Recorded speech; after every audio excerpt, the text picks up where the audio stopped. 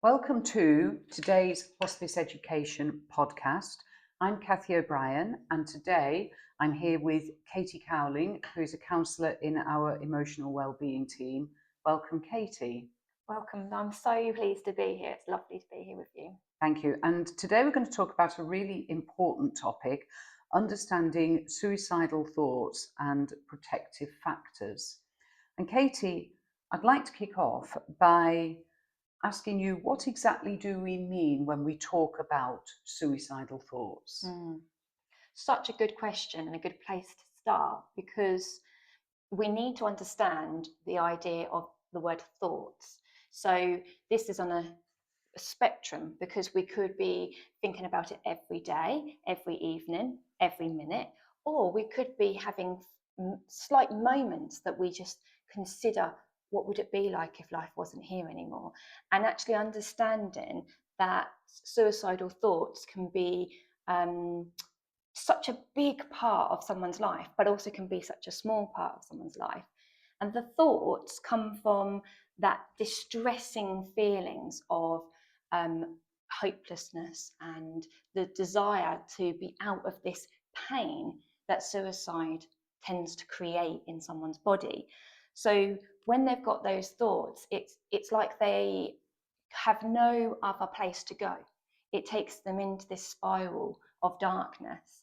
But what might happen is something in their day changes those thoughts quite quickly, or it could be that they are then attending work and those thoughts go. So it's like anything that we think about. It can come and it can go. It doesn't sit in the body all the time. But for some people, it does stay there for a long time. And those thoughts are occurring and they become more and more powerful in the mind. And then when you're working with someone around suicidal thoughts, that's when you want to ask, hang on, are they now just continuous thoughts that we need to discuss and validate? Are we making plans? Is there actions being made here? If someone is telling me, I know how I'm going to do it, when I'm going to do it, then for me that would be a lot more of a, okay, I'm assessing the risk here. I'm going to work out what support does he need, she need in this immediate moment. But when someone is sharing their distress with me, their thoughts and feelings of, I don't think I can cope with life anymore. What would it be like if I didn't wake up tomorrow morning? I need to hold that connection with them, because that's their thoughts and feelings that, again, need to be validated. Thank you, that's really interesting. And it leads me on to ask, can anyone experience suicidal thoughts? Absolutely anyone, you, me, everybody. Because there are risk factors. What I mean by that is a risk will increase someone's desire to take their life. They might be higher risk on being suicidal, but everybody could be suicidal at some point in their life. For example, they might have a trauma that happens to them. It might be a past trauma that suddenly gets triggered that allows that. It might be a really difficult situation they're going through in life. Obviously, in palliative care, that could be quite a difficult experience to go through. So anybody in any moment of life could be suicidal. And actually, what we need to remember is that they may not stay suicidal. It can continue for a period of time and then stop and they never think about it again, or it could keep occurring. I have heard people that will say to me, I live in a suicidal place, and they are used to that experience, but with their strategies they put in place, with their coping methods, they know how to protect themselves and work through that. So it can be anybody and it can be at any time. But what we need to look at is, what are the risks of that person being more suicidal, likely chance of them becoming suicidal, and what could help them in those moments. Can I just ask a question? You've mentioned twice now about the risks, and somebody might move from thoughts to planning or action. What are some of the indicators, if you like? What might make signs? Yes. Yeah.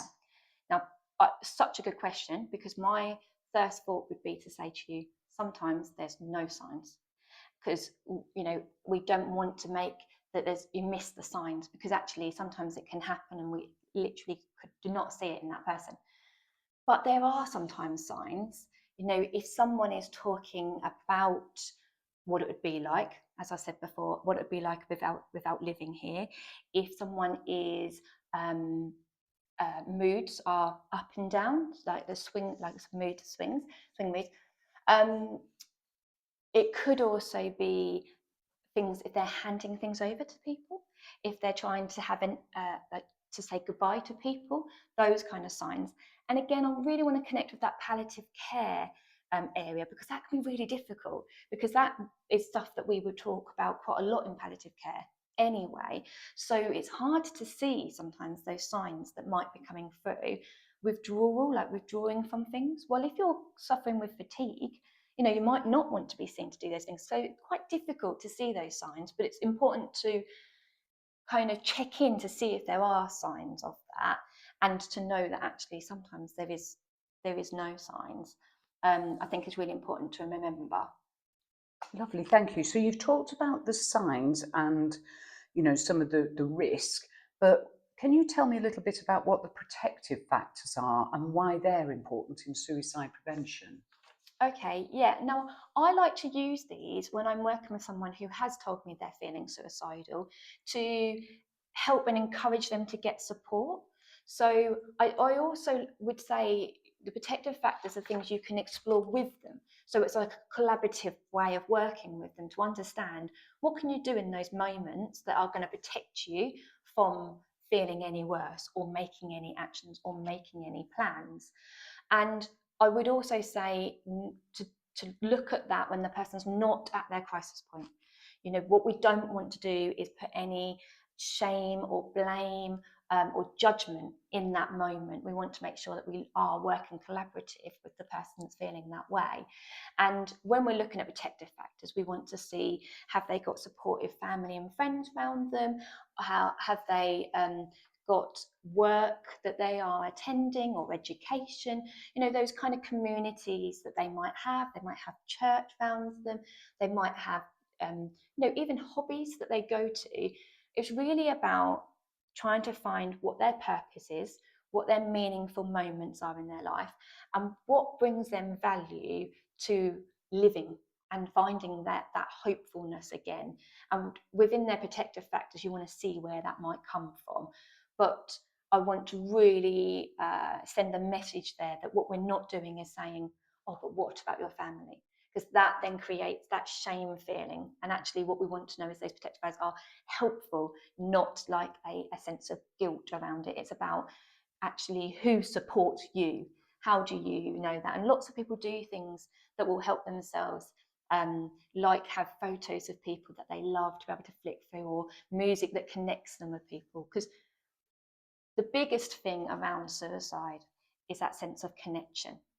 Lots of people say, oh, if they're talking about suicide, then is that them definitely going to do it? If I ask them about suicide, does that mean that they're going to put the idea in their mind? Well, actually, we know that the research is all saying that the people that are actually talking about suicide allows them to take away any isolation or the secret of it, and a sense of relief. Because when somebody is thinking about suicide, they're often not worrying about, they're not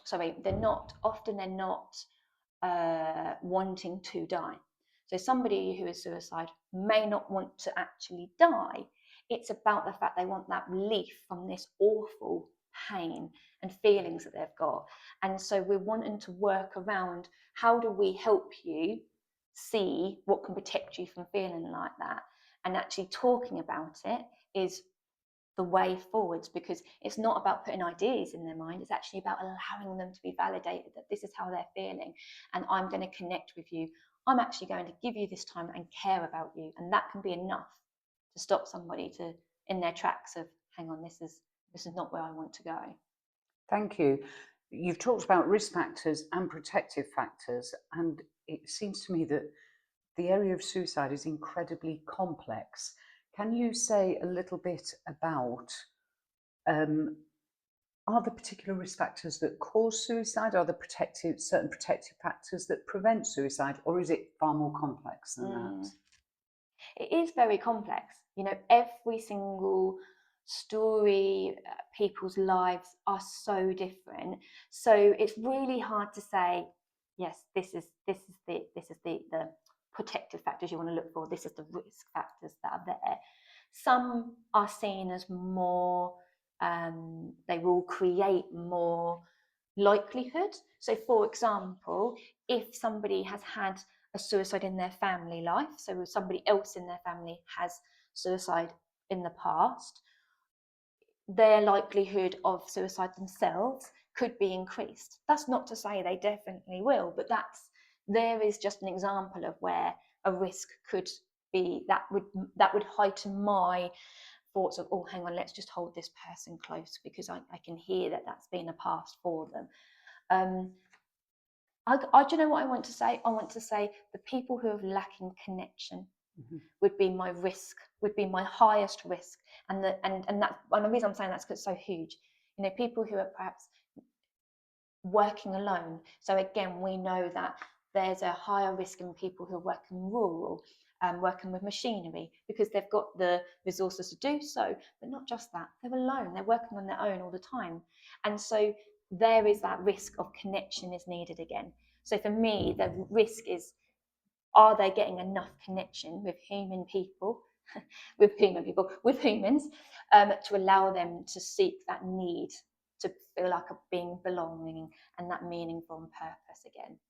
It's kind of Lovely. trying to make it simple, Yes, you know? I can see that, yes.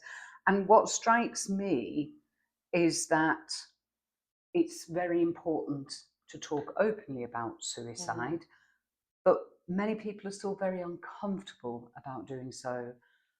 Can you say why you think it's important? What can we do to change that? Yes. I mean, again, bringing up brilliant conversation here, because it is so important, because if one person feels like they've been listened to, that can change their moment, that can change their thought pattern for that day. And I think it's really important to notice that these there's times where we all will feel a bit like that, and we need to recognize the kind of, as I started at the beginning, that kind of length of how long has this person been feeling like this? How often is this person feeling like this? Because, you know, we can all sometimes feel quite low. And again, I want to bring that palliative care. If we're getting diagnosis and prognosis, those kind of thoughts might be coming up more. The carers that are around that might also be quite conscious of thoughts and feelings that could come up with that. And it's so important to notice that a conversation can change it, can change somebody's moment from this needs to happen to somebody cares. And that empathy that we can share. With suicide comes stigma. To be suicidal can often feel like a huge secret and a sense of relief of needing to do something to try and help our distressing thoughts. And what we want to do is take away that stigma, take away that secret, and be able to be open and honest, and so they can feel that person that actually knows how I'm feeling today. So I think that's really important, to be able to step into their place and be able to feel it with them, but know that I'm okay, you will be okay, and kind of that's where that connection part comes again. Thank you. You've really made it clear to me why it's important that we talk openly about suicide. So, putting you on the spot a little bit, Mm. if you were going to give any advice to a layperson or a family member about how to communicate, if somebody they love with a palliative condition or otherwise said, I'm having these suicidal thoughts, you've said it's important to listen, but what would be the advice you'd give to me as a layperson if I was approached by somebody? Okay, so let me just check this in. So you're saying if someone came to me who is supporting someone else that is suicidal? No, I suppose I'm asking if I'm a layperson and somebody known to me is contemplating that. How could I listen well or communicate well? Okay, so exactly what you just said, listen. Hold that space for them to talk. And sometimes it doesn't even take words, it just takes body gestures, you know, the nodding, the I'm listening, I'm here, and offer the time for them to be able to talk out. But you've got, you know, make sure that you've got that time to be able to provide that. So active listening is really important in that moment, so that you can say to them, I'm here to listen to how it's feeling. And actually, often what works and is really powerful is to go, oh, I can see how you feel like that. You're not saying, yeah, you know, I get it, I feel like that too sometimes. You know, we're not going that far, but we're going to that point where you say, from what you've said, it does sound really difficult. And with what you're going through, really sounds like it would be a really difficult time for anybody to go through that, because it allows them to feel like they're not alone. So you're actually saying, yeah, I get this. I get where you might be coming from. I know that I'm not living your life right now, and I might be feeling it different to you, but from hearing it from your words, that makes me feel like it would be really difficult. So it's kind of silence, holding, listening, but then on the other side, it's also about validating and kind of sharing with them that you've heard what they're going through. Thank you. That's really helpful, I think, in case anybody listening to the podcast is experiencing having that conversation for the first time. It's such an important subject, and you've covered some really important points. Before we finish, is there any final message that you would want to share or information you would want to give today? Well, just on the end of that conversation we were just having, one thing I would say is, after you've done your listening, after you've done your validating, which is creating this connection, is to encourage them to get support. It doesn't have to be you that's offering that support constantly. There are support out there, and I would definitely say encourage them to get that, because you don't want to feel like you've stepped away and they're then on their own again. So I just wanted to really finish that point that, or you know, we are there to do the listening, but really encourage that support. You know, we need to get rid of this, let's not talk about suicide, let's everybody talk about it, let it be something that we talk about in everyone's homes, that it's not something that's of a big secret, and actually it's something that we feel is normal. Well, let's normalize it. But with that, that means get help if you need to. Don't be afraid to get help. If you're the person that feels like that, go and seek help. If you're the person supporting somebody, encourage them to get help. Katie, thank you very much for your time today. It's been so informative and so interesting talking to you. Thank you. Thank you so much for having me.